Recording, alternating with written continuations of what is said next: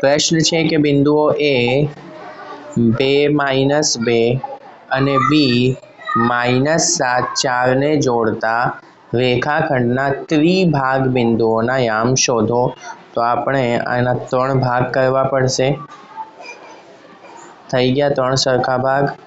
A થી લઈને C, A થી અને C થી D અને D થી 3 ભાગ થઈ ગયા. ઓકે, હવે આપણે સૌપ્રથમ C શોધીશું અને C શોધવા માટે A થી C એક ભાગ લઈશું, આ એક ભાગ, અને C થી લઈને B સુધી આ CD અને BD 2 ભાગ થઈ જશે. એટલે કે M1 જે છે એ 1 થશે અને M2 જે છે એ 2 થશે. હવે સૂત્રમાં કિંમત મૂકીશું. x માટે M1x2 plus M2x1 upon M1 plus M2. અહીંયા જો આપણે x1 જોઈએ તો 2 છે, x2 ની કિંમત કેટલી છે? -7. તેવી જ રીતે y1 જે છે એ -2 છે અને y2 જે છે એ 4 છે. તો y1 -2 અને y2 4. ઓકે, હવે M1 અને M2 આપણે જોઈ લીધું 1 અને 2. તો 1 x2 -7 plus M2 2 x1 2 upon M1 plus M2.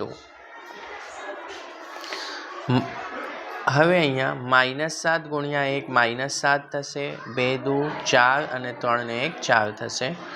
તો -7 એકા -7 પ્લસ 2 દુ 4 અપોન 3 ને 1 4. માઇનસ પ્લસ માઇનસ થશે, તો 7 માંથી 4 જાય તો 3 અને -3 આવશે, કારણ કે મોટી સંખ્યાની આગળ માઇનસની નિશાની છે. 1 મિનિટ. અહીંયા M2 જે છે એ 2 છે, તો 2 ને 1 3 થશે. તો -3 ભાગ્યા 3 એટલે કે -1. x ની કિંમત આવી ગઈ -1 અહીંયા C ની આગળ. તેવી જ રીતે આપણે y ની કિંમત શોધીએ.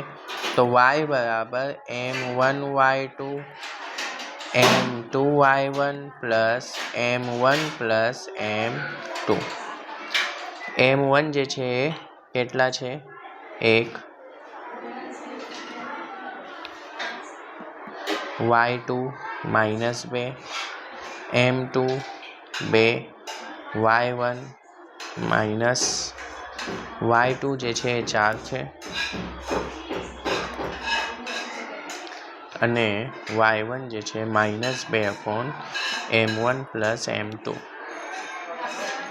4 એકા 4, 2 દુ 4 અપોન 3. 4 માંથી 4 જાય તો 0 ભાગ્યા 3 એટલે કે 0 એ y ની કિંમત આવી ગઈ. તો અહીંયા y ની કિંમત 0. હવે જુઓ, અહીંયા C અને B વચ્ચે ની વચ્ચે D આવેલ છે. આપણે D બિંદુના યામ શોધવા માટે તમે જોઈ શકો છો કે C અને B ની એક્ઝેક્ટ વચ્ચે D આવેલો છે. એટલે મધ્યબિંદુ સૂત્રનો ઉપયોગ કરશું. મધ્યબિંદુ સૂત્ર માટે આપણે C -1 અને 0 અને B -7 6 ની કિંમતો લઈશું. તો મધ્યબિંદુ સૂત્ર મુજબ x1 પ્લસ x2 ભાગ્યા 2 અને y ના યામ માટે y1 પ્લસ y2 ભાગ્યા 2. અહીંયા C ના યામ છે -1 અને 0 અને B ના જે યામ છે એ છે -7 અને 6.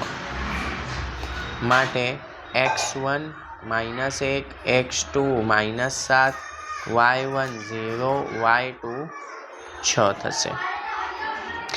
તો x1 plus x2 upon 2, y1 0, y2 6/2, -1 plus minus minus થશે એટલે -7/2, 0 + 6 એટલે 6, માઇનસ માઇનસ પ્લસ, તો -7 ને -1 -8/2 અને 6/2, 2 એકા 2, 2 તરી 6, 3 આવી ગયા. હવે 2 એકા 2, 2 ચોક 8, માઇનસનો માઇનસ, તો અહીંયા -4 અને 3 જે છે એ કોના યામમાં આવશે? ડીના. ઓકે, કેટલા? -4 ને 3.